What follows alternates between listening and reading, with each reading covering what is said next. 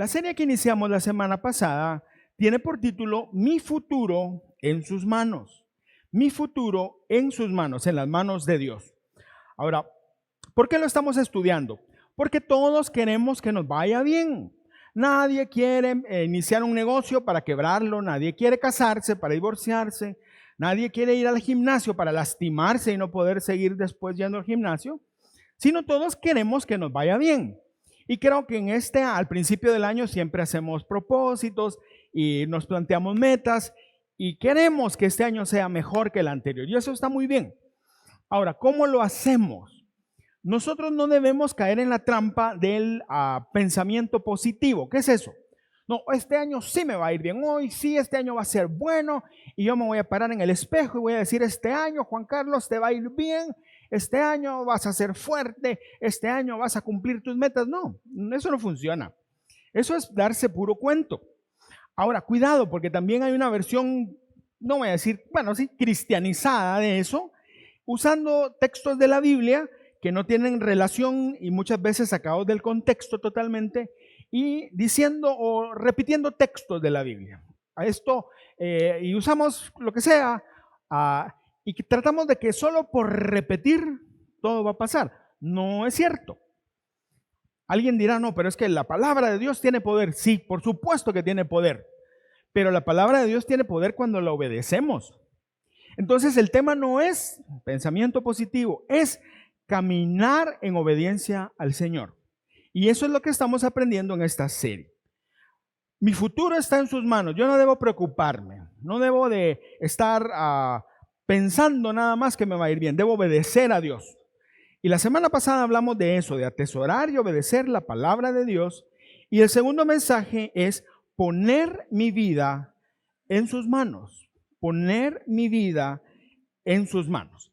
Antes de seguir adelante, quiero recordarle que aparece aquí el código QR para que usted pueda tener todo este bosquejo, digo todo este porque yo lo tengo enfrente, todo el bosquejo, los versículos y todo disponible para poderlo estudiar. Usted ya conoce la dinámica, usa su teléfono y automáticamente va a poder tener acceso a todos los puntos y los versículos de este mensaje. Vamos entonces al Salmo 37, versículos del 1 al 6. Salmos 37, del 1 al 6, el título es Poner mi vida en sus manos. Dice la Biblia, no te enojes a causa de los malvados, ni envidies a los malhechores, porque pronto se marchitan, como la hierba verde, pronto se secan. Confía en el Señor y haz el bien. Establécete en la tierra y mantente fiel. Y el versículo que sigue es tal vez uno de los más famosos. Deleítate en el Señor y Él te concederá los deseos de tu corazón. Encomienda al Señor tu camino, confía en Él y Él actuará. Hará que tu justicia resplandezca como el alba, el amanecer, tu justa causa como el sol de mediodía. Este salmo atribuido a David se enfoca en el aparente éxito, y esa es la idea de David, el aparente éxito de los impíos, mientras que los justos piensan que a ellos no les va bien. Está haciendo una comparación entre los impíos y los justos. Hay que definir quiénes son los impíos. Los impíos son aquellos que viven como que Dios no existe. Hacen lo que quieren, viven como quieren, deciden lo que quieren y así es su vida. Los justos en el Antiguo Testamento no son los perfectos, los que nunca cometen pecado. Tampoco son los justificados del Nuevo Testamento. Eso es un concepto que en la revelación de Dios va mucho más adelante. Los justificados somos nosotros que hemos sido justificados por la sangre de Jesús. Cuando en el Antiguo Testamento se habla de justos, se habla de gente íntegra que trataba de honrar a Dios en todo lo que hacía. Gente que buscaba honrar a Dios en todo lo que hacía. Entonces la comparación es entre los impíos, que no les importa Dios, y los justos que tratan de honrarlo. Ahora el problema es este. Los justos o muchos justos creían que los malos, los que no aman a Dios y no lo obedecían, les iba mejor que a ellos. Y entonces se enojaban. Decían, ¿cómo es posible? Nosotros somos el pueblo de Dios y nosotros estamos sufriendo, y ellos que son paganos, adoran otros dioses, que hacen cosas terribles, les va bien. ¿Por qué? ¿Cómo? ¿Por qué? Ahora, muchos de los judíos, de los israelitas de ese tiempo, se sentían atraídos al éxito que tenían los otros. Y lo que hacían era ir a orarle a esos dioses. Ellos pensaban, bueno, si Jehová es el Dios de Israel, pero el Dios, el Baal de ellos es el que los bendice a ellos y se mira que les va muy bien. Entonces voy a ir a orarle a Baal. Y así fue como el corazón de Israel se torció. Muchos pensaban de esa manera. Ahora, otros no llegaban a ese extremo de darle la espalda a Dios, pero sufrían porque no les cuadraba. ¿Cómo es posible que estos malos les vaya bien y a mí, que trato de honrar a Dios, me va mal? ¿Cómo? Y el salmista en todo este salmo se enfoca en ese asunto y les dice, no se preocupen, no se enojen, no sufran por eso, porque Dios va a pagar justamente a cada uno. Ese es el tema de este salmo. David les explica entonces, yo le animo a que en su casa lea el resto del salmo, que el éxito artificial, porque no venía de Dios, por cierto, no todo éxito viene de Dios. No puedes decir que Dios te está bendiciendo si tú estás haciendo algo incorrecto para lograrlo. Eso es un éxito artificial, no viene producto de Dios, sino viene de otro lado. Ahora, David explica que ese éxito es momentáneo, se acaba, que invariablemente los que hacen eso serán juzgados por Dios. Y usa una metáfora que la usa la Biblia varias veces. En el versículo 2 dice, porque pronto se marchitan como la hierba. Y esa es una metáfora favorita en la Biblia para hablar del asunto. Isaías 40, 6 y 7 dice así, todo hombre es como hierba, tan firme como una flor del campo. ¿Qué tan firme es una flor del campo? Nada firme. La flor del campo se mueve con el viento, pero si usted llega y le pone el pie, se quiebra. No es firme, es frágil. Y dicen, la hierba se seca y la flor se marchita cuando el soplo del Señor pasa sobre ellas. Y no está hablando de que Dios simplemente se levanta un día y quiere destruir algo. No, Dios no es así. Está hablando de justicia. Está hablando de justicia, de eso. Ahora, vivimos en un mundo, y esta es la realidad, que la justicia está hecha a un lado. Los grandes oprimen a los chiquitos. Los ricos oprimen a los pobres. Los aprovechados sacan provecho, por eso son aprovechados, de la gente que es noble de corazón.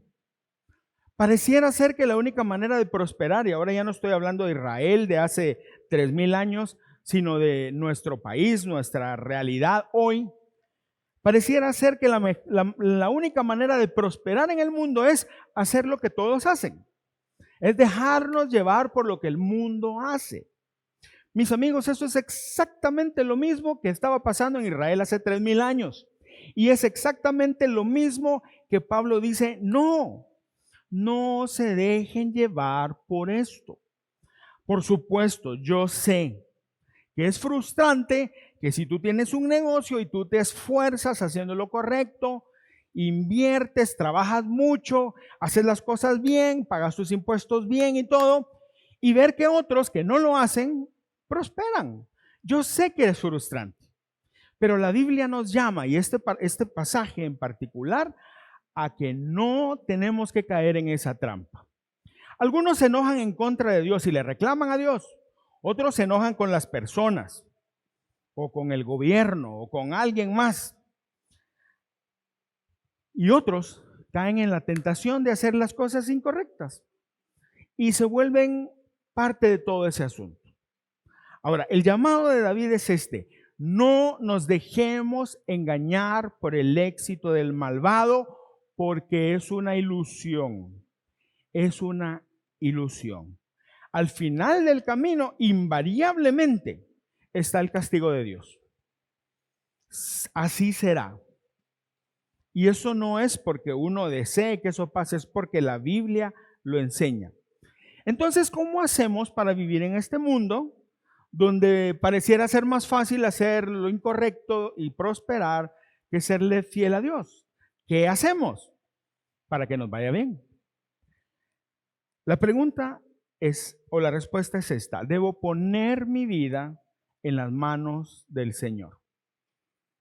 Poner mi vida en las manos del Señor. Por eso el título del mensaje. Ahora la primera pregunta que surge es, ¿cómo lo hacemos? ¿Cómo ponemos nuestra vida en las manos del Señor? Veamos con detalle el verso número 3 de Salmos 37.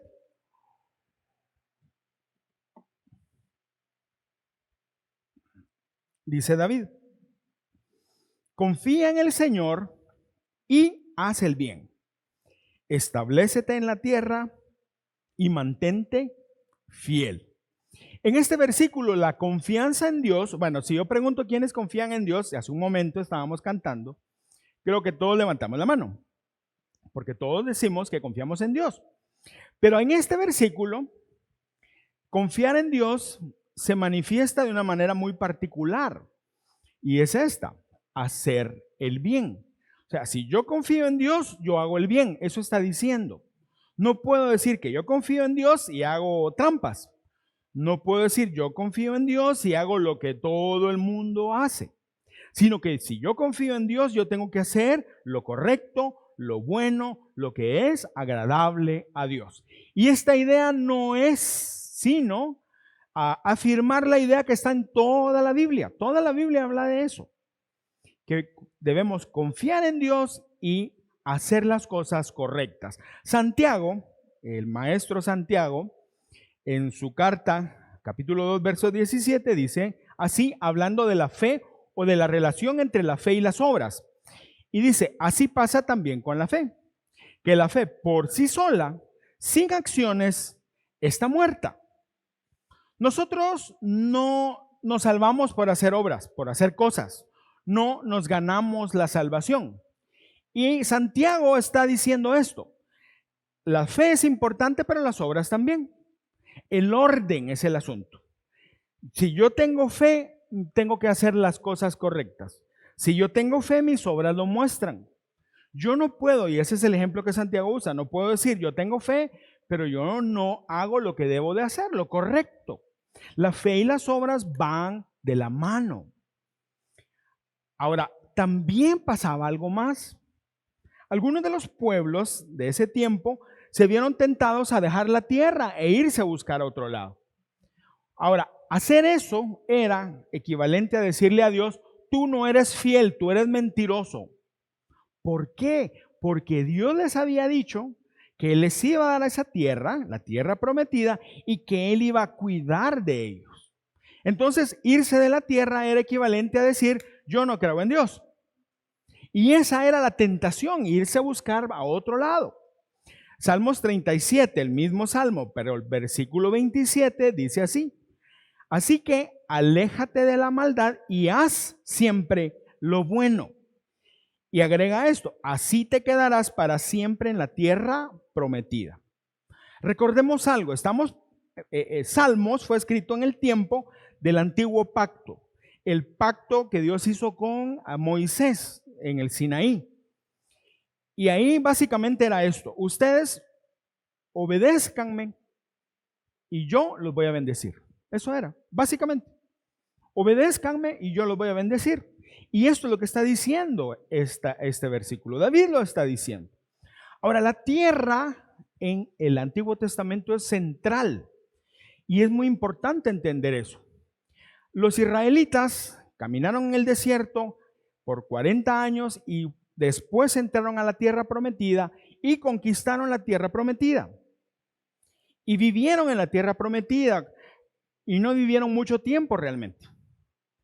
¿Por qué? Porque ellos le dieron la espalda a Dios. Ahora, la tierra para ellos era muy importante porque era el legado de Dios. Si yo recibía una porción de tierra, yo no tenía que venderla, no tenía que perderla y nadie me la tenía que robar. porque era mi herencia de Dios. Ahora, eso para ellos era sumamente importante, y cuando alguien pensaba en dejar la tierra e irse, básicamente estaba menospreciando o despreciando lo que Dios le quería dar o le había dado. Por eso es que que David dice esto. Entonces, ¿cuál es la alternativa? Proverbios 3:5 dice: confía en el Señor de todo corazón y no te apoyes en tu propia inteligencia. No te apoyes en tu propia inteligencia. En este salmo, la confianza en Dios es central.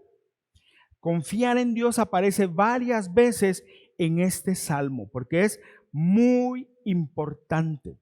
Y lo que David los está llamando es a confiar en Dios y no envidiar la suerte de los demás. Y ese era el gran problema. Porque y ahora pensémoslo en función de nuestra propia vida. Cuando nosotros empezamos a envidiar lo que otros tienen, tal vez mal habido o tal vez no, pero no es lo que Dios nos dio. Pero cuando empezamos nosotros a envidiar, se despierta en nuestro corazón la codicia. Primero, la codicia es pecado, y segundo, la codicia viene acompañada de más pecado. Y finalmente podemos caer en la trampa de que nuestro corazón se vaya detrás de las cosas incorrectas y le demos la espalda a Dios. Ahora, ¿cómo podemos evitar ese peligro? Y este es el primer punto. Disfruta fielmente de lo que Dios te da. Disfruta fielmente de lo que Dios te da. Mire, la riqueza rápida no existe, a menos de que asaltes un banco o que heredes una fortuna, y tampoco es garantía de nada. La riqueza se consigue trabajando. Y ojo, no todos vamos a tener mucha riqueza, porque no es eso para todos. Dios decide a quién. Lo que sí Dios dice en la Biblia es que Dios bendice el trabajo honesto. Entonces, si podemos trabajar, esforzarnos, y Dios nos va a bendecir. Pero el asunto es este. Tenemos que aprender a disfrutar con fidelidad de todo lo que Dios nos da. En otro salmo, David dice esto, el Salmo 23:1. El Señor es mi pastor y tengo todo lo que necesito. Tengo todo lo que necesito. Si yo preguntara esto, levante la mano quien tiene todo lo que necesita. No levante la mano, solo piénselo. ¿Tiene todo lo que necesita? David dijo que él sí. Alguien dirá, sí, pero David era rey. David tenía, por supuesto. En verdad no sabemos en qué momento de su vida David escribió esto. Tal vez lo escribió cuando él era un fugitivo de Saúl y él vivía en cuevas y comía lo que lograba cazar o lo que le regalaban. No sabemos eso. Probablemente en esa época fue. Pero aún en ese tiempo David dijo, tengo todo lo que necesito. Cuando mi alma no anhela nada más, puedo vivir tranquilo. No hay nada tan hermoso como vivir tranquilo. Cuando nosotros estamos anhelando cosas, empiezan los problemas. Ahora, ahí empiezan los problemas porque el mundo nos quiere atraer. Y el mundo quiere satisfacer nuestros deseos, los nuestros. ¿Y cuáles son nuestros deseos? Mire, básicamente, nos gusta el reconocimiento. Nos gusta que nos reconozcan, la fama. A todos nos gusta la fama. Ahora, no piense usted en un rockstar que anda ahí en una limusina, que anda con miles de gente siguiéndolo y adorándolo y cosas así. No. A todos nos gusta que nos reconozcan y eso no está mal en cierta medida, pero cuando nosotros trabajamos para eso, cuando lo más importante es nuestra reputación que nuestro carácter, caímos en la trampa. Cuando lo que nosotros queremos es que digan, no, es que Juan Carlos es un buen papá, pero ustedes no saben realmente cuál es la relación con mis hijos, pero ustedes creen que sí porque es lo que ven, o es un gran esposo, o es un buen esposo. Pero para saber si yo soy buen esposo, no hablen con Valesca y pregúntenle. Y espero que les dé buenas referencias. Pero cuando nosotros caemos en la trampa de querer tener ese reconocimiento, podemos resbalar y dejarle o darle la espalda a Dios. Cuando nosotros andamos buscando riqueza, mire, la riqueza no es mala. Hay quienes dicen que la riqueza es pecado. No es cierto, la riqueza no es pecado. Pero quienes tienen riqueza, mucha riqueza, sí están caminando sobre un filo muy delgado, porque fácilmente su corazón se puede ir y caer en el amor al dinero. Por eso Pablo dijo, raíz de todos los males no es el dinero, raíz de todos los males es el amor al dinero. Y el mundo nos ofrece eso. También el mundo nos ofrece posiciones de autoridad. A mí me gusta que me reconozcan, que cuando yo vengo me abran la puerta, que cuando voy a un restaurante no tengo que esperar, me pasan de una vez. Que cuando yo llego a un lugar, todo el mundo sabe quién soy y me atienden bien. A todos nos gusta eso. Pero amigos, eso es lo que el mundo da. Cuando Jesús llegaba, la fama de Jesús, por supuesto, lo precedía, pero Jesús nunca fue a buscar un lugar. Jesús nunca llegó al templo y bueno, quítense porque aquí viene el mero mero. Y él realmente era el mero mero. Nunca hizo eso. Él entró, le cobraron el impuesto de entrada al templo. Y Jesús no dijo, no, viejo, yo soy Dios. A mí no me vas a cobrar nada, papá. Este lugar es de la casa de mi padre y aquí yo entro cuando quiero. No dijo eso. ¿Qué dijo? Pedro, ve al río, pesca un pez y cuando lo saques el pescado va a tener adentro una moneda. Con esa moneda paga el impuesto. Jesús hizo eso. ¿Por qué nosotros vamos a anhelar otra cosa?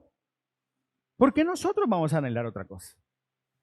Tenemos que vivir, disfrutar fielmente lo que Dios nos da. Mire, desgraciadamente en la iglesia han surgido enseñanzas erróneas que falsamente y truculentamente toman el evangelio glorioso de Cristo, lo tuercen y le dicen a la gente, usted tiene autoridad y usted puede exigir, reclamar y arrebatar y quitar cosas porque usted es hijo de Dios. Eso no lo enseña la Biblia. Eso tiene más que ver con los libros de autodesarrollo, ¿cómo es? Gracias, de autosuperación. Ahí sí. La Biblia tampoco dice que usted puede ir y con su palabra hacer que las cosas pasen. No dice eso. La palabra que tiene poder es la palabra de Dios, no la de nosotros. Detrás de esa enseñanza lo que hay es un deseo de tener lo que el mundo tiene. Y cuidado, porque eso no es lo que Dios quiere. Lo que Dios quiere es lo que Pablo escribió en Colosenses. Colosenses 3:2 dice, concentren su atención en las cosas de arriba, no en las de la tierra. La semana pasada, cuando hablábamos de Josué, cuando Dios le dice solamente sé muy fuerte y muy valiente. No le estaba diciendo tenés que ser bravo, tenés que ser fuerte y arrebatar, romper y quitar, no. Le estaba diciendo, concentra todo tu carácter en una cosa. ¿Se acuerdan? En obedecer la palabra de Dios. Aquí es lo mismo, concentren su atención, pero ¿en qué? En las cosas de arriba, en las cosas del cielo. Cuando empezamos a anhelar lo que el mundo nos da y ponemos nuestros ojos no en el cielo, cuando habla del cielo, en el reino de Dios y su justicia, empezamos nosotros a anhelar las cosas de la tierra y nuestro corazón poco a poco se va enfriando y finalmente se va a apagar. Empezamos a confiar en nosotros mismos y entonces empezamos a pedirle a Dios que nos bendiga y a veces hacer los mismos métodos del mundo. Mire, un amigo mío que es pastor me contó esto. Él fue mi pastor, primero joven, o pastor de jóvenes, y después el pastor de la iglesia donde nos congregamos. Y me contó esto.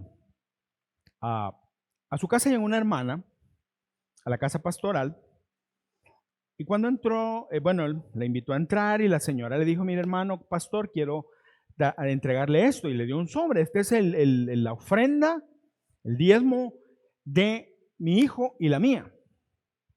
De veras, hermana, mire, bueno, gracias, la vamos a pasar a la tesorería. Y fue muy alegre, y el pastor me decía, mira, para mí fue muy alegre porque ellos no tenían trabajo. Ellos estaban pasando una situación terrible, me dijo, pero mira, horrible. Y me alegró mucho que llevara su diezmo honrando a Dios y que ahora ya tenían los recursos necesarios. Y le pregunté, mire, entonces ya tienen trabajo. Sí, mi hijo trabaja. Ah, qué bueno, le dijo, me alegra. ¿Y en qué trabaja su hijo? Esa es la pregunta que siempre hacemos. Fíjese que él vende unas piedritas que la gente se fuma. Yo también me reí porque yo le dije, no, eso es mentira. Le digo, no, me dijo, mira, de verdad. Llegó a mi casa y me dijo eso. Y el pastor le dice, mire hermana, pero ¿qué es exactamente? Mire, es que son unas piedritas que los muchachos se fuman. ¿Usted sabe que esas son drogas? Yo creo que sí, dice la señora. No sé si tan inocentemente o no, no sé. Pero le dice, pero viera cómo se venden. Y por eso es que traemos el diezmo, porque queremos que Dios nos bendiga. Es que parece tan absurdo que cuesta creerlo, pero por eso dije, yo confío en él, fue mi pastor, yo lo conozco, yo sé que es cierto. Entonces le pregunté yo al pastor, ¿y qué hiciste, Leo? Por supuesto, le devolví el dinero y le dije que no. ¿Por qué? Porque no puedes hacer lo que el mundo hace y pedirle a Dios que te bendiga. Por supuesto, esto es un ejemplo, uno saber en 10 millones o en 1000, no sé cuánto, pero es la verdad. Si tú tienes una empresa y tú haces trampa en la contabilidad o vendes contrabando o qué sé yo, cualquier cosa así, o le pagas mal a tu gente y le pides a Dios que te bendiga, hay algo malo ahí, no puede ser. Por eso dijo David, confía en Dios y haz el bien. Confía en Dios y haz el bien. Y Proverbios 28-25 dice, confía en Dios y prosperarás. Lo que usted está haciendo en su trabajo, en su familia, en su negocio, lo que usted haga, confíe en Dios, haga el bien y va a prosperar. Vamos al segundo punto. Salmos 37, el mismo salmo, pero el verso 4.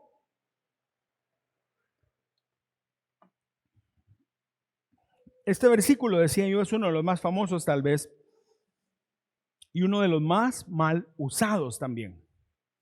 Dice, deleítate en el Señor y Él te concederá los deseos de tu corazón. La versión Reina Valera dice, y Él concederá las peticiones de tu corazón, pero es la misma idea, los deseos o las peticiones. Ahora, ¿por qué digo que lo usamos mal? Porque generalmente nos saltamos la primera parte. Nos saltamos la primera parte donde dice, deleítate en el Señor, y nos vamos a la segunda, que esa es la bonita. Y Él te concederá los deseos o las peticiones de tu corazón. Y eso le decimos a la gente, que Dios te bendiga y conceda las peticiones de tu corazón. Ahora la pregunta necesaria es esta. ¿Qué clase de deseos tiene en el corazón esa persona? ¿Qué clase de deseos tiene en el corazón? Imagínese que usted le dice a alguien que el Señor cumpla los deseos de tu corazón. Y Dios le permitiera ver que ese hombre lo que tiene de deseo en su corazón es tener una relación ilícita con la secretaria. ¿Y usted qué sabe? Y no podría ser. O imagínese que Dios le revela que lo que el tipo quiere es que su suegra se muera. Yo amo a mi suegra, de verdad. Y Valesca es una gran suegra también. Pero imagínese que eso pasa. Usted lo haría. Usted lo diría si lo supiera. Pero eso es lo que pasa. Le decimos a la gente o nosotros mismos oramos, Señor, concede las peticiones de mi corazón. Y si las peticiones de mi corazón son malas, ¿por qué las va a conceder el Señor? No tiene sentido el asunto, ¿se da cuenta? Ahora, cuando conectamos la idea completa, cambia la cosa. Deleítate en el Señor y Él concederá o Él te concederá los deseos de tu corazón. ¿A dónde quiero llegar es esto? No puedes obtener lo segundo, que serían los deseos del corazón de Dios, sin tener lo primero.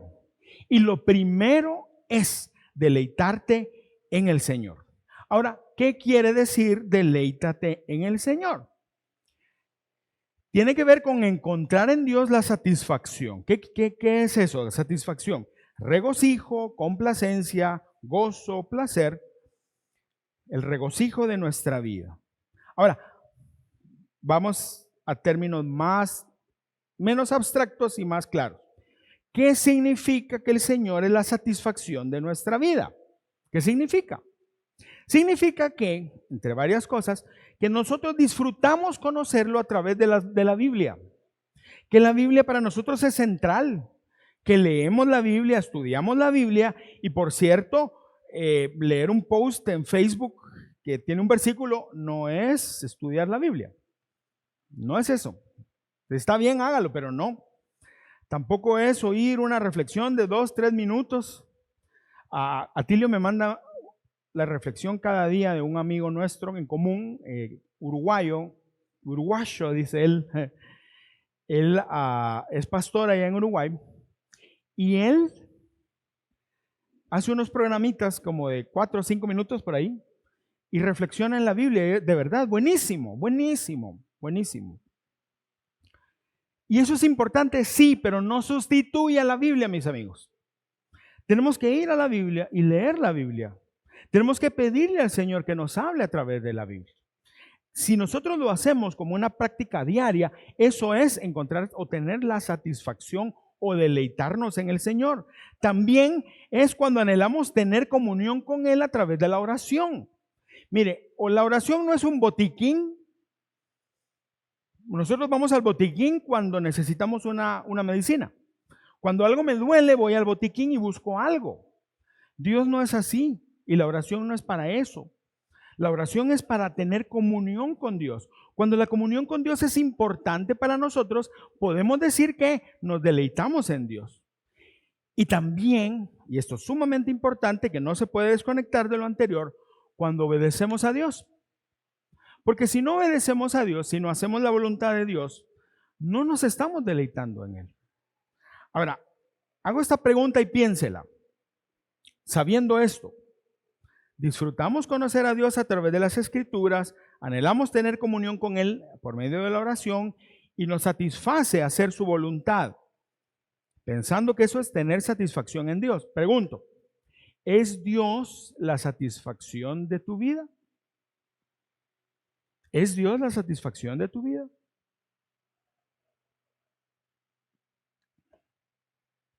El pastor y comentarista James Montgomery Boyce dice esto. La razón por la que muchos, y él usa esta palabra, aparentes cristianos no se deleitan en Dios es que no lo conocen muy bien. Y la razón por la que no lo conocen muy bien es que no pasan tiempo con Él. Ese es el asunto. Ahora, teniendo clara la primera parte, vamos a la segunda. Y Él te concederá los deseos de tu corazón. Me gusta mucho lo que dice este pastor también y comentarista. Él se llama David Guzik. Él dice esto.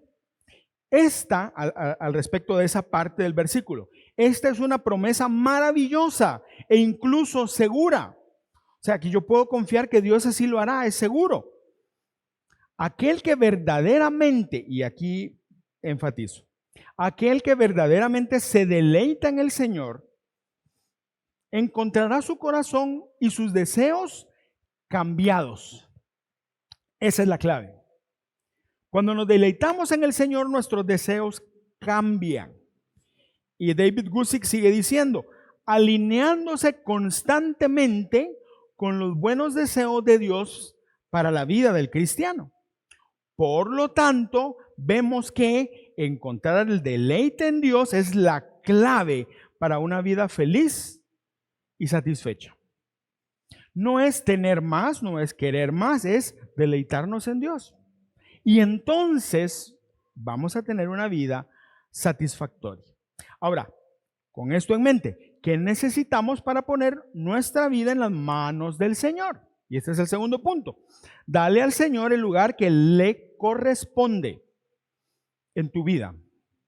Dale al Señor el lugar que le corresponde a Él en tu vida. Jesús dijo en Mateo 22:37, ama al Señor tu Dios con todo tu corazón, con toda tu alma y con toda tu mente. Quiero enfatizar el adjetivo, todo tu corazón, otra vez, toda tu alma y después toda tu mente. Este adjetivo habla de totalidad, o sea, de algo que está completo, no hay más. Un corazón compartido con otros afectos, lo que indica es que es un corazón que no tiene satisfacción en Dios. O sea, sí, yo amo a Dios, pero también me amo a mí mismo. Yo amo a Dios, pero también amo esta otra cosa. Yo amo a Dios, pero ahí hay un problema. Ahí hay un problema. Mire, o amamos a Dios con todo nuestro corazón o nos amamos, por ejemplo, a nosotros mismos, que por cierto, esta es una enseñanza de la psicología moderna. Yo no estoy en contra de amarse a uno mismo, claro que sí. De hecho, Jesús lo mencionó.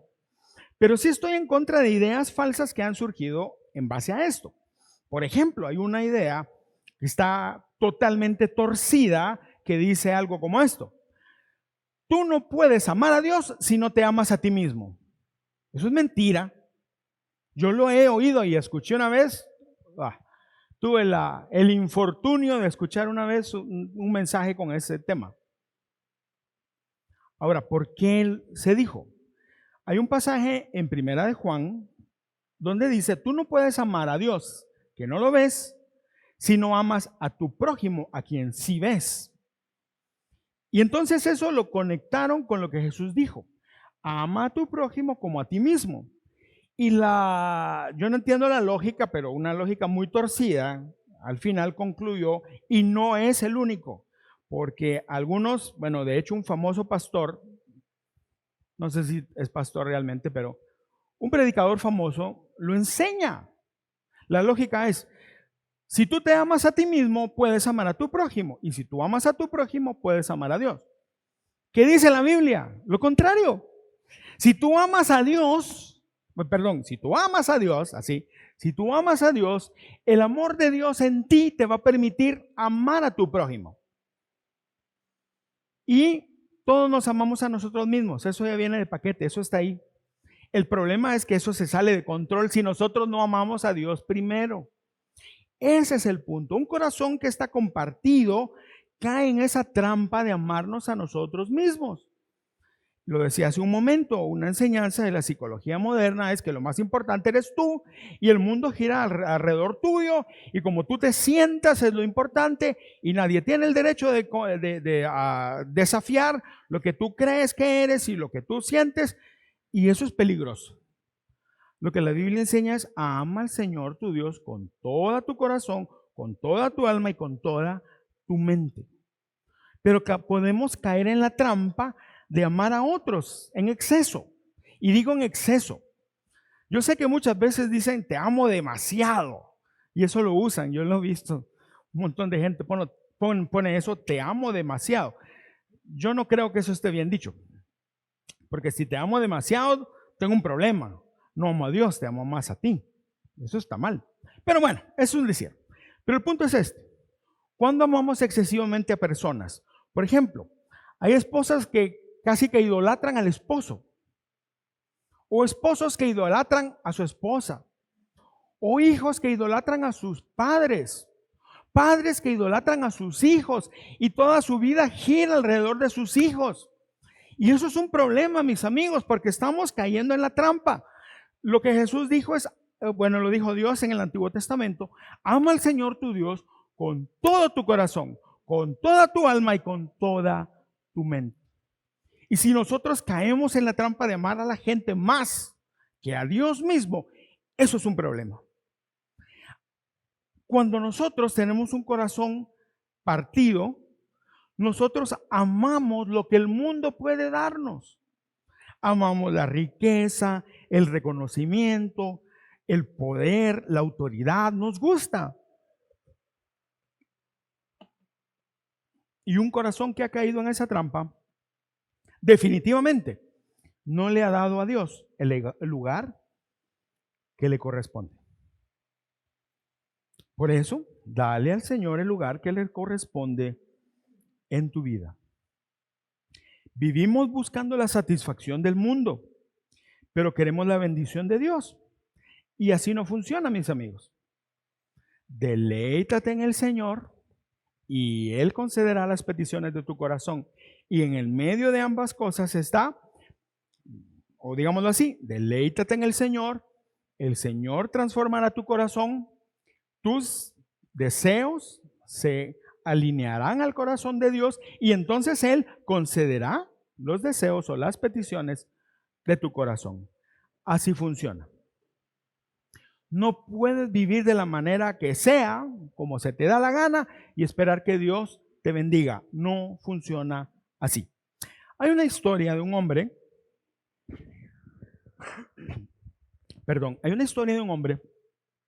muy rico, cuyo único hijo fue llamado a la guerra.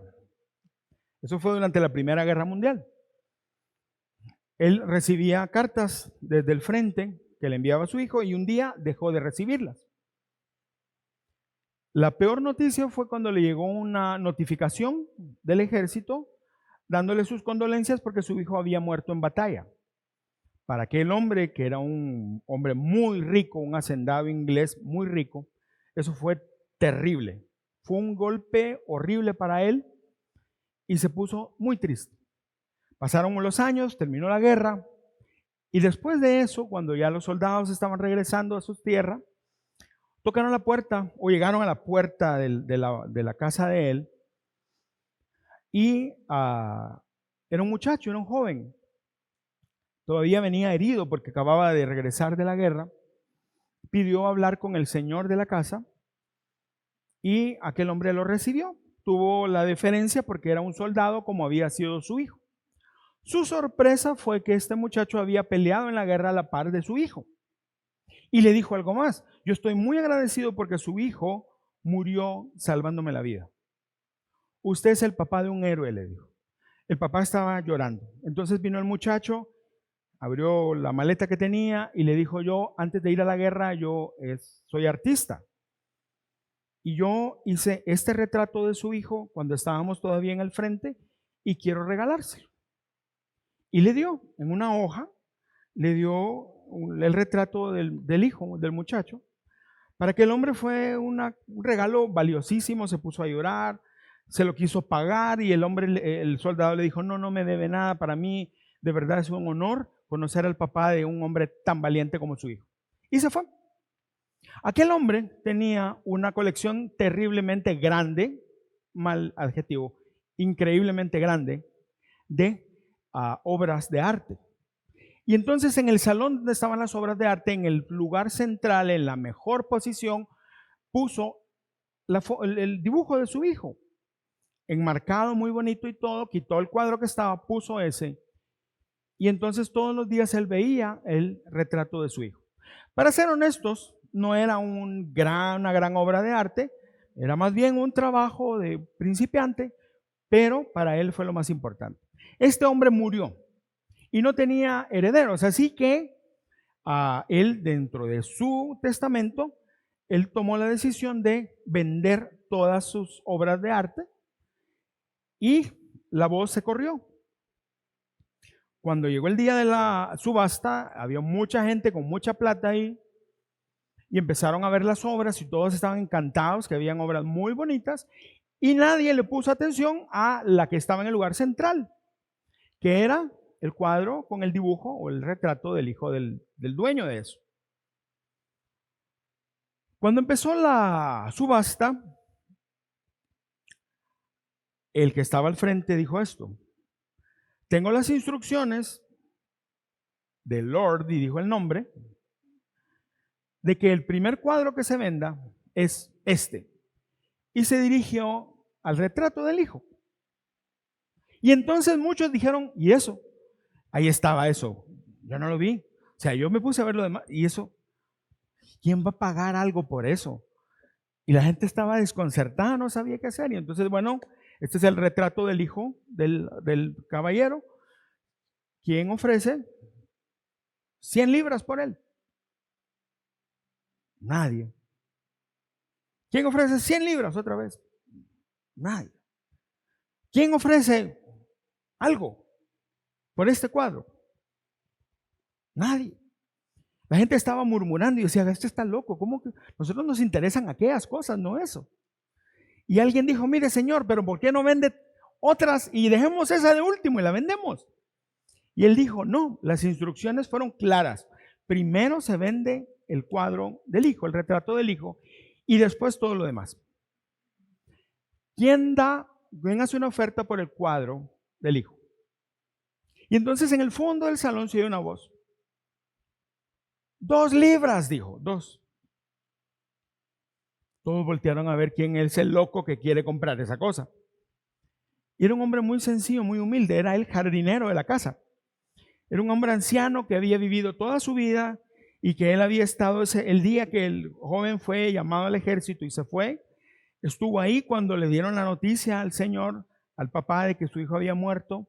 Estuvo ahí el día que el el soldado llevó el cuadro del hijo. O sea, él amaba a esa familia.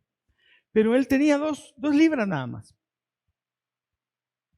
Y entonces dijeron, bueno, hay una oferta de 2 libras, ¿alguien da más? Y por ahí alguien dijo, no, déselo, véndaselo.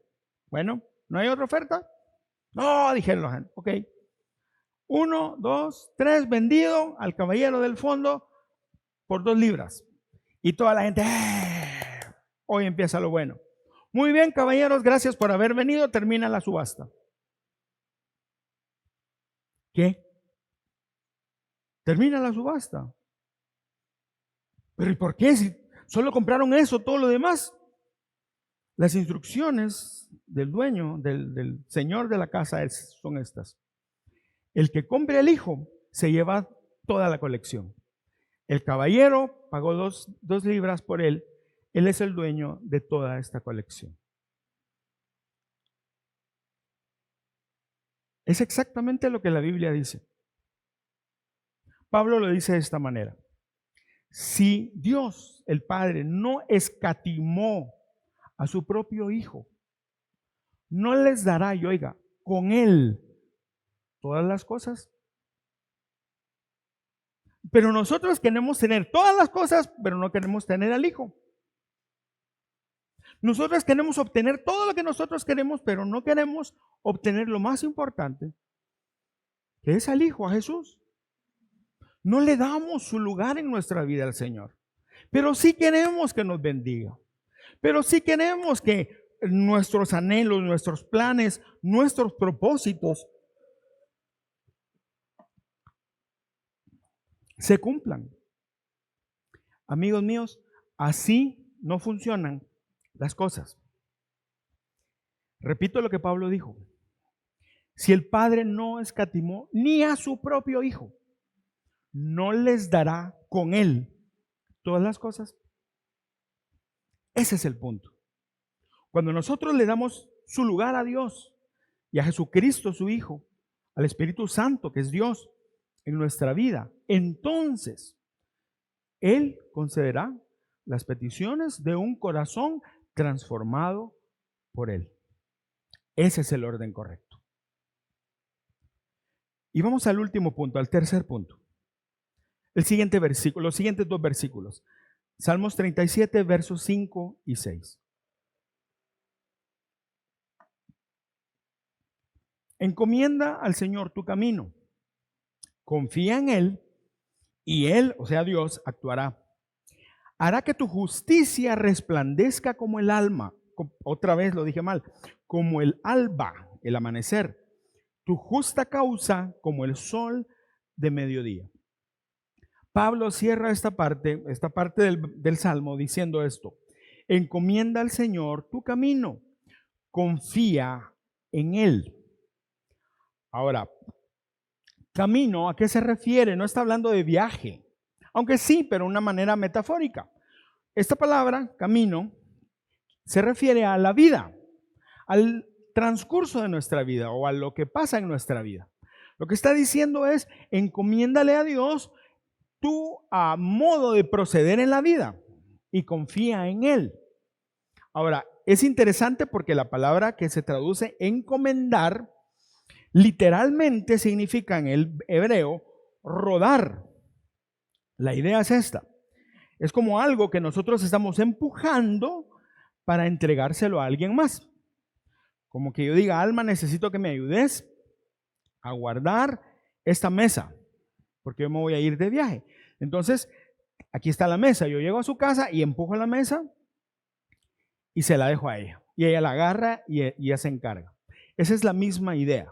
Por cierto, el apóstol Pedro dice de esta forma, dice, echad sobre el Señor todas vuestras ansiedades, porque Él tiene cuidado de ustedes. O traigan delante de Dios todas sus preocupaciones, porque Él tiene cuidado de ustedes. Es la misma idea. Lleven delante de Dios sus asuntos, porque Él tiene cuidado de ustedes. Ahora, la idea es recomendar algo, entregar algo o confiar algo en las manos del Señor. Ahora, quiero decir una cosa. A veces nosotros le decimos a Dios en nuestras oraciones, Señor, toma el control de esto. La idea que nosotros tenemos cuando decimos eso de Señor, te lo entrego, es esto: rodar, entregar, soltar, encomendar. Aunque no es correcta. ¿Por qué? Porque Dios nunca ha perdido el control. Mire, de mi vida y aún en los momentos más, ¿cuál es la mejor manera de decirlo? Tontos. Aún en los momentos en los que yo he sido más tonto en toda mi vida, aún ahí Dios tiene el control de mi vida. Ahora, Él deja que yo tome mis decisiones, pero también me guarda. O sea, Dios nunca pierde el control de nada. Entonces, decirle a Dios, te doy el control, es como redundar porque Él lo tiene. Ahora, cuando decimos poner en las manos de Dios nuestra vida, no nos referimos a decir, bueno, yo tengo mi vida y no te la doy, Señor, sino más bien, Señor, yo confío mi vida en ti. Esa es la idea. Proverbios 3:6, de una manera práctica, dice, busca la voluntad del Señor en todo. Lo repito, busca la voluntad del Señor en todo, y agrega, para hacerlo más claro, en todo lo que hagas, y Él dirigirá tus caminos. De eso está hablando cuando dice encomienda al Señor tu camino. Mire, buscar la dirección de Dios. Primero, nosotros generalmente, para ser bien sinceros, no le pedimos a Dios dirección, le pedimos permiso. Le pedimos aprobación, no dirección. ¿Verdad, Señor, que tú quieres que yo me meta a este negocio? ¿Verdad que sí, Señor? ¿Verdad que tú me estás llevando y estás abriendo las puertas? Y que verdad que tú, verdad que sí. ¿Y qué te va a decir Dios? Y si Él no te mandó, ¿qué te va a decir? No. Pero nosotros tenemos cerrados los oídos y no escuchamos.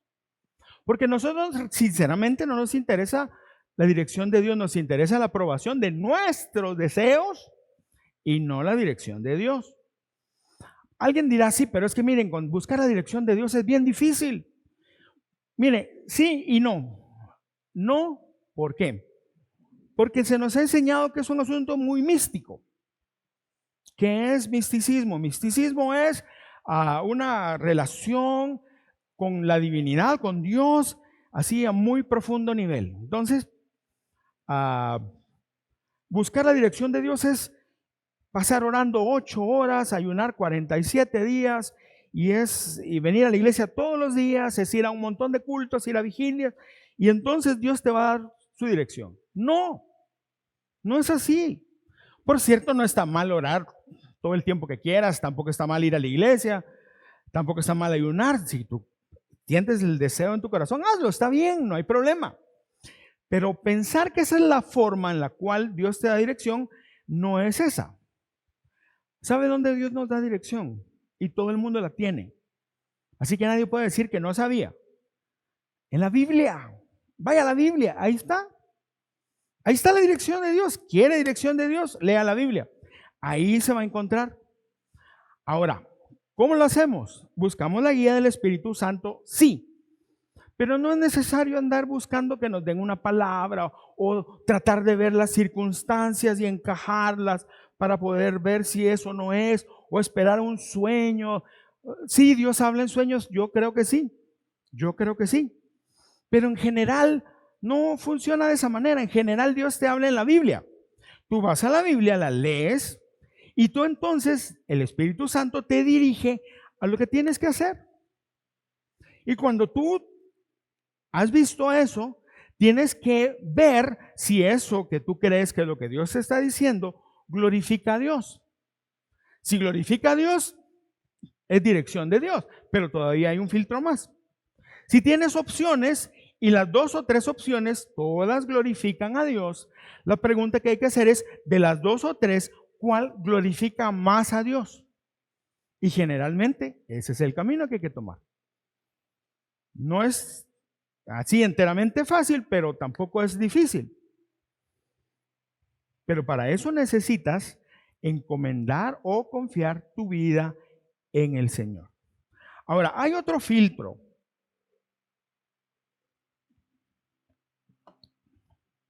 Bueno, pero antes déjeme decir algo. Cuando nosotros sabemos cuál es la dirección de Dios, actuemos. Muchas veces pasa, y a veces pasa, y les digo yo como consejero, porque a veces me ha tocado aconsejar en la labor pastoral, nos ha tocado aconsejar con Valesca.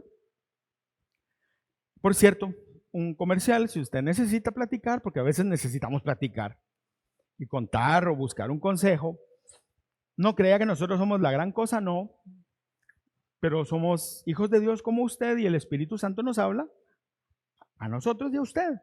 Y juntos podemos encontrar el camino, porque Dios nos dirige. Y si usted necesita hablar, acérquese, hablamos o nos tomamos un café y platicamos. O sea, la puerta siempre está abierta. Ahora, el punto es este. En esta labor de consejería, a veces uno se encuentra con gente que sabe lo que tiene que hacer. Sabe lo que tiene que hacer. Pero lo que quiere es que uno le diga no. Lo que tú tienes que hacer no es esto, sino lo que tú querés. Tú sabes que el camino que Dios quiere es este. Y que el camino que tú querés es este. Y están esperando que uno le diga si tenés razón, este es el camino. No funciona así. Y generalmente, cuando hablamos con alguien, casi siempre ya sabe lo que tiene que hacer, pero no lo quiere hacer. Ese es el problema. Y ahí es donde la obediencia entra en juego. Si tú sabes lo que tienes que hacer y obedeces, Dios te bendice. Así funciona. Ahora, yo les decía hace un momento, hay un filtro.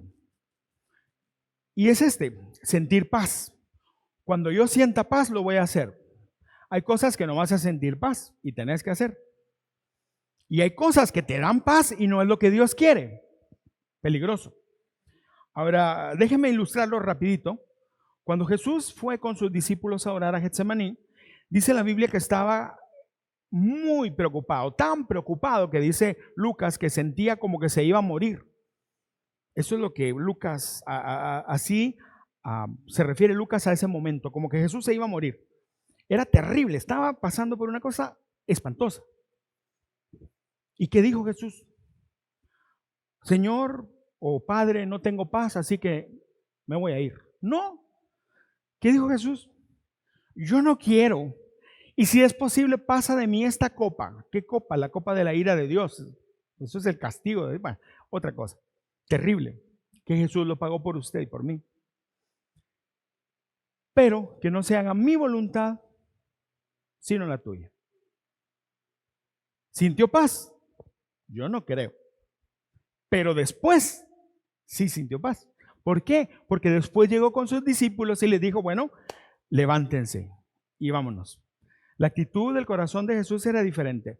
Después de decidir obedecer, no antes. Así que la paz tampoco es un argumento.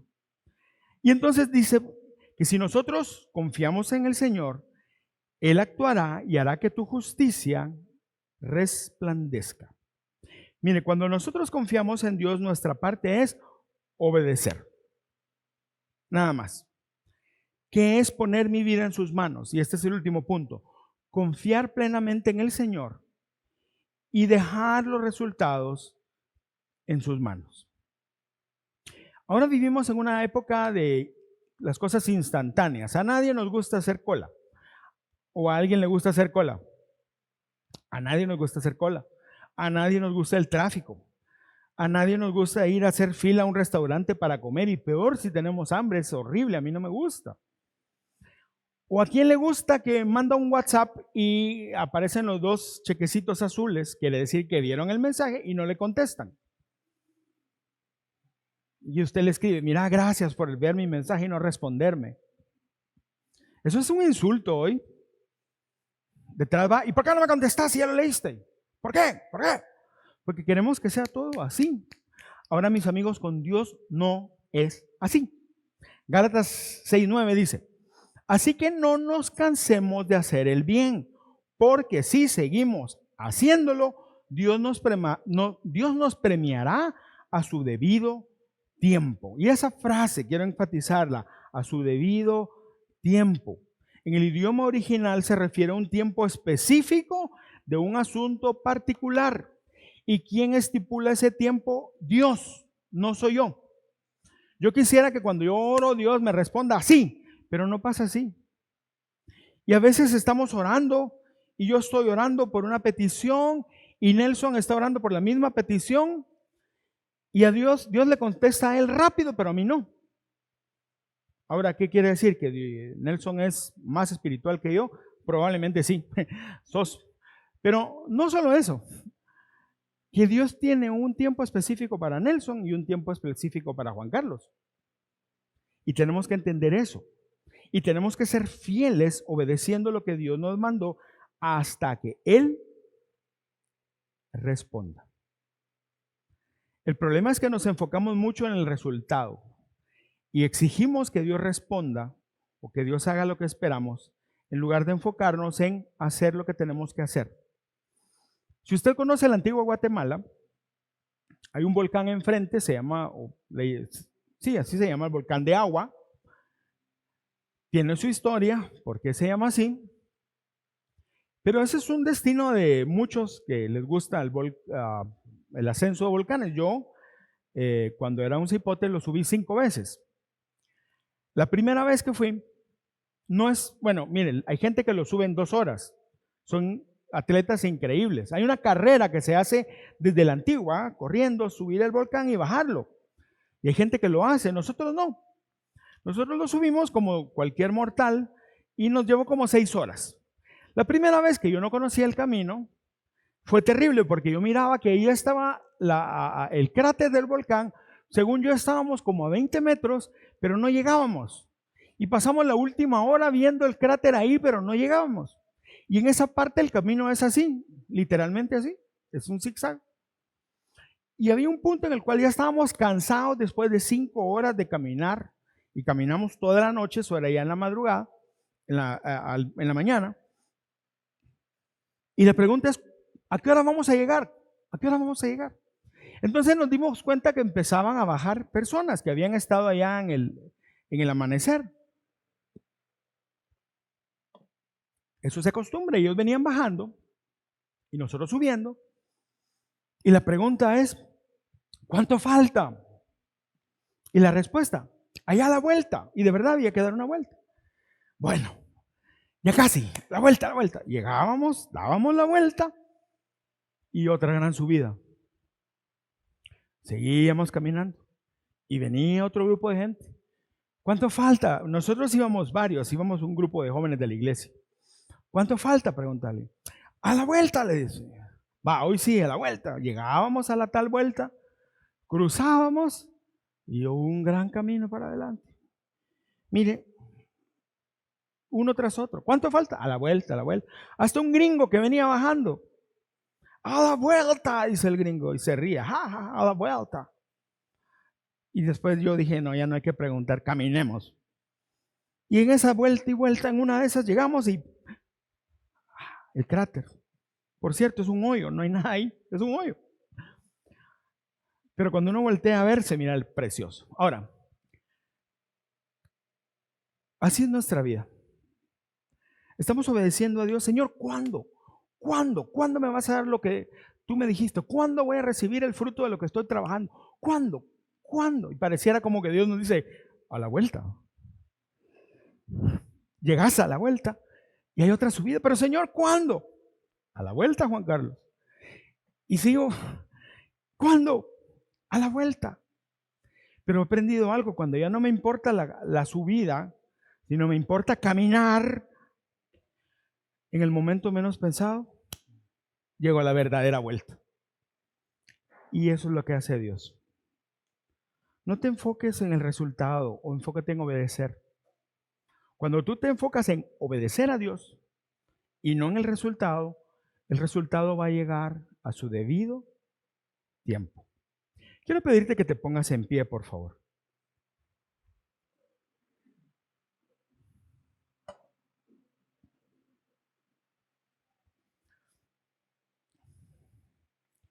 Y quiero cerrar este mensaje leyendo un verso más del mismo Salmo, pero esta vez el versículo 25. Dice, he vivido muchos años. Este salmo probablemente fue escrito por David al final de su vida, por estas palabras. He vivido muchos años, y oiga lo que dice, nunca he visto al justo desamparado. Recordemos, ¿quién es el justo? El que quiere honrar a Dios, el que le entrega su vida a Dios, el que confía en Dios, el que se deleita en Dios. Ese es el justo. Y nunca he visto al justo desamparado, pero la mejor parte está después. Ni a sus hijos sin tener que comer. Confiar en Dios vale la pena. Caminar confiando en el Señor es lo mejor que podemos hacer. Por nosotros, por nuestro bien y por el bien de nuestros descendientes. Hay otro salmo que dice que la generación de los justos será bendecida. Quiero invitarte a que cierres los ojos y piensa en esto. ¿Cuál es la satisfacción de tu vida? Esa es la clave de todo. ¿Cuál es la satisfacción de tu vida? Y mientras piensas en eso, Eu y Alma nos van a ministrar con este canto. En ti confía mi corazón, en ti reposa mi alma, mi ser descansa en ti, puedo ser feliz. En ti confía mi corazón, en ti reposa mi alma, mi ser descansa en ti, puedo ser feliz, porque sé que estás obrando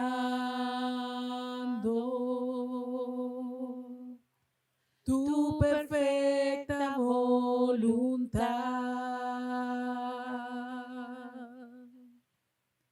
En mi vida estás obrando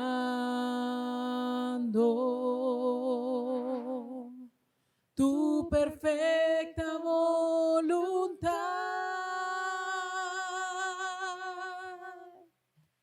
porque sé que estás obrando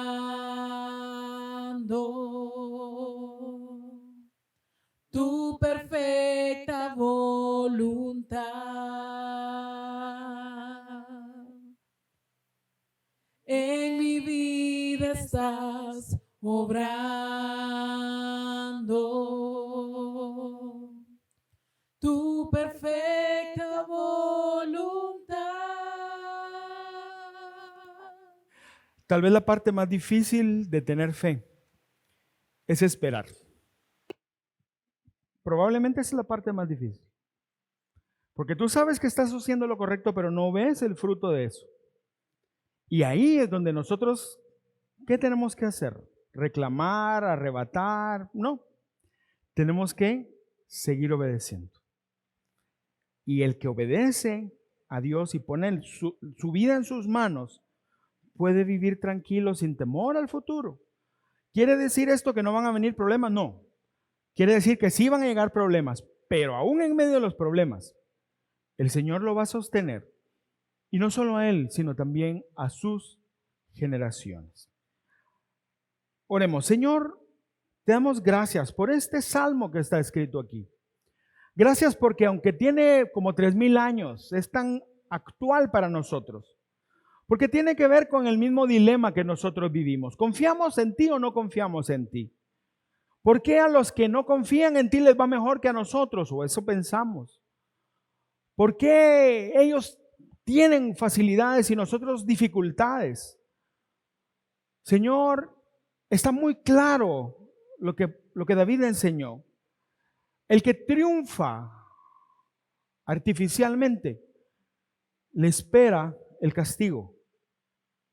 Pero el que confía en ti con todo su corazón siempre tendrá tu cuidado y tu bendición. Señor, para eso ayúdanos a caminar en la parte clave de todo esto, que es el versículo 5 que dice: deleítate a sí mismo en el Señor y Él concederá las peticiones de tu corazón. Señor, ayúdanos a que tú seas la satisfacción nuestra. Señor, todo empieza con una decisión, pero nuestra voluntad no es tan firme como creemos. Caemos con mucha facilidad. Solo tú, Espíritu Santo, puedes obrar en nosotros esto. Como Pablo dijo a los filipenses: estoy convencido que el que empezó en ustedes la buena obra la va a terminar. Y agregó también esta misma idea, que tú eres el que pone el querer como el hacer en nuestras vidas. Por eso te pedimos que tú nos ayudes a estar firmes en ti, a entregarte nuestra vida, a caminar con obediencia y ayúdanos a saber esperar. Señor, yo oro por cada uno de nosotros y en especial por aquellos que están esperando una respuesta. Están haciendo lo correcto, están siendo fieles y han sido tentados a darse la vuelta y a no hacerlo más, pero tú les has dado fuerza para mantenerse firmes. Pero sienten que el tiempo es demasiado y no se mira nada claro. Oro, Señor, en especial por tus hijos. Y yo oro, Señor, lo que dice tu palabra. Lo que Pablo escribió: no se cansen, hermanos, de hacer el bien, porque a su tiempo, el tiempo de Dios para ti, vas a cosechar lo que Dios te ha dicho. Lo que Dios va a hacer en tu vida, vas a verlo en su momento, y el momento lo decide Él. Por eso yo oro y le pido al Señor que te dé fuerzas para seguir adelante, que te dirija y afirme en tu corazón a caminar en esa dirección. Oro también por aquellos que están fluctuando entre sí y no, entre lo que tú les has dicho y saben que tienen que hacer y lo que ellos quieren hacer. Te pido, Dios, que tú les des, afirme su corazón para que obedezcan. Algunos lo que tienen que hacer es aventarse a obedecer, no locuras, sino empezar a obedecer lo que tú les has dicho.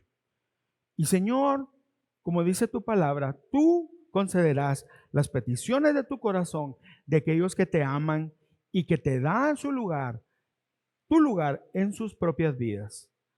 Señor, yo oro por cada uno de nosotros y te pido que nos bendigas y afirmes estas verdades en nuestros corazones. Y ahora que salimos de este lugar, te pido nos bendigas, nos guardes, nos ayudes, Señor, a encontrarnos contigo a través de tu palabra y en nuestros tiempos de oración.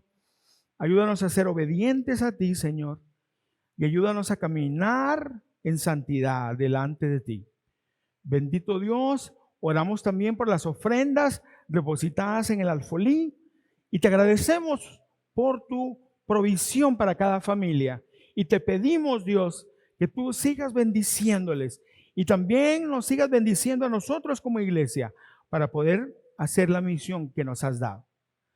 Dios, bendice a cada uno de tus hijos hoy. Permítanos salir de aquí con tu amor y tu gracia sobre nuestra vida como siempre.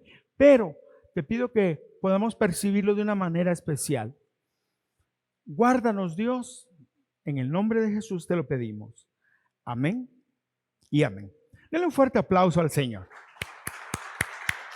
Que Dios le bendiga, que alegre que pudimos estar juntos. Nos vemos la próxima semana o el jueves, si tiene chance de ir a la reunión de oración. Que Dios les bendiga.